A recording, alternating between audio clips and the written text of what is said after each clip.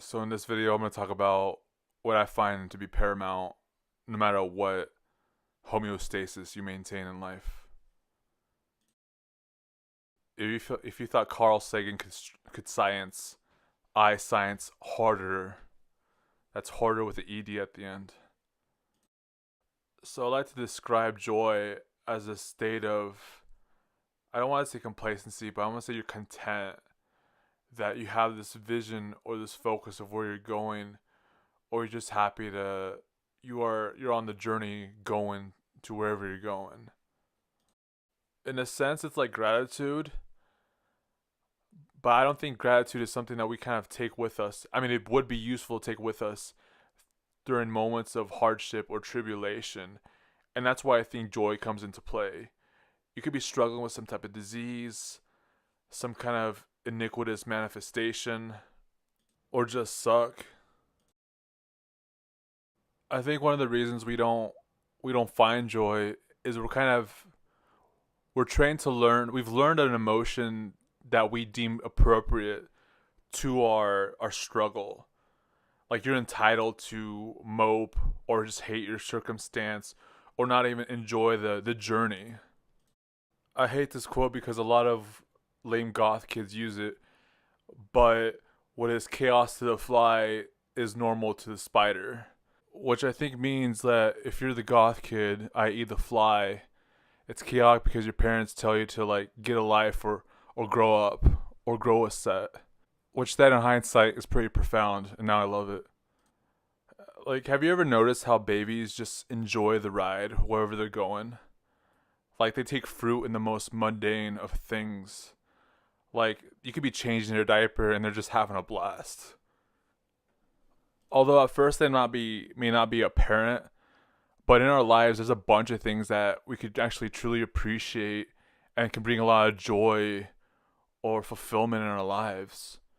Joy is a feeling that we should have by default once we've eliminated conflicts or we have a certainty of what we're going to do in life or what our purpose is or what we want to drive towards.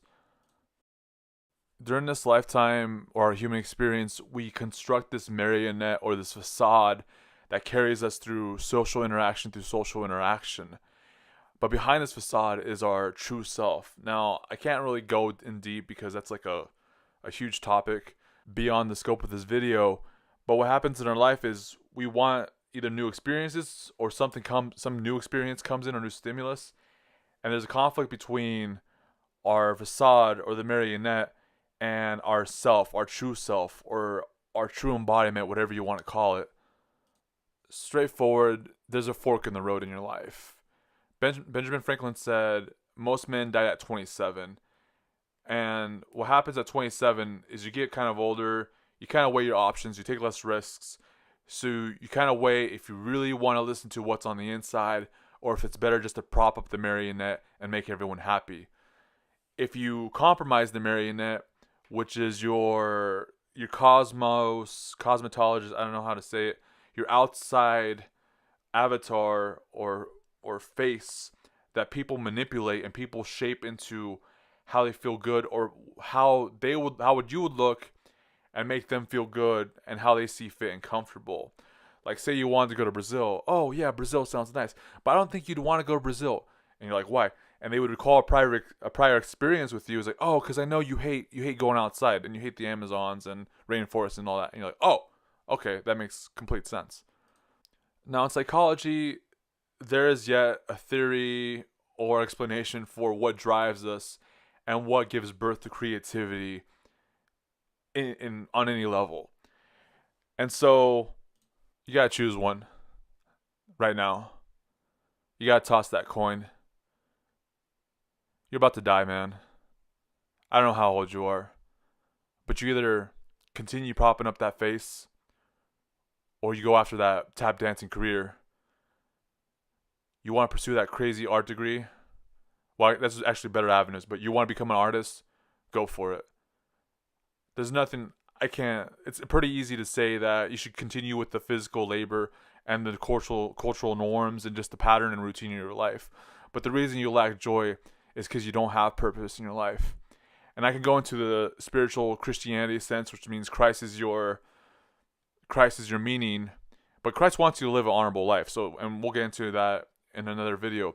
But you gotta decide what your purpose is and what you want to do in life, and that's your conflict between, do I keep on just ignoring these signs, or ignoring these flutters of intensity in my life, or do I pursue this green dragon?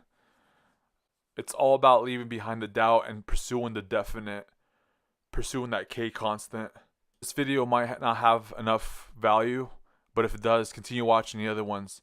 And if it doesn't, I just want to say thank you for watching this one. Please subscribe, like, and share if this has made an influence on you.